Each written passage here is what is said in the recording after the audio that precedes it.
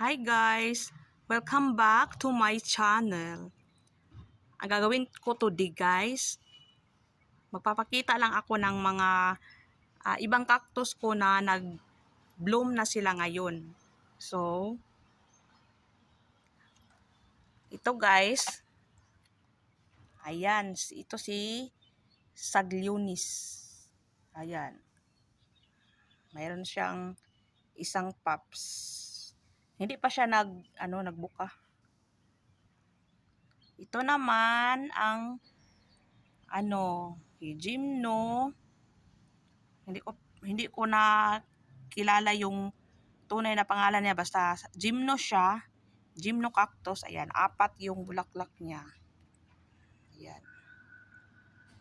Alam niyo ba guys, itong mga Gymno, ang bulaklak nila dito sa kanyang bibi naglabas. Ayan oh.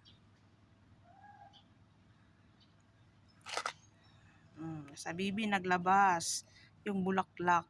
So, kaya nga dumami yung mga bibis niya, hindi ko na tinatanggal kasi doon sa bibi lumabas yung kanyang mga bulaklak. So, dito naman tayo sa isa, yan. Grafted na cactus. Hindi ko pa na yung pangalan nito. Yan, cute-cute ng kanyang bulaklak.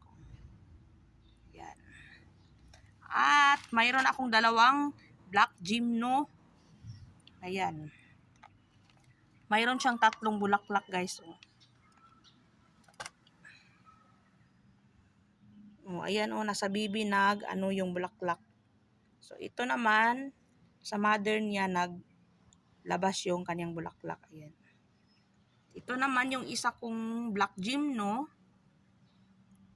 Yan, tingnan nyo guys nasa bibi niya lumabas. So sayang naman na iripat ko tong bibi niya. Hinahayaan ko na lang dito kasi palaging nagbigay ng bulaklak yung kanyang baby. Ayan. Ganda-ganda ng bulaklak niya guys. Ayan. Dito naman tayo sa ating strawberry cactus. Ayan. Ayan, 2 yung kanyang bulaklak. Ito, may papalabas na pups.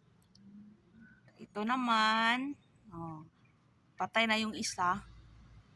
Saka may susunod na naman. Ito at saka itong maliit. Yan.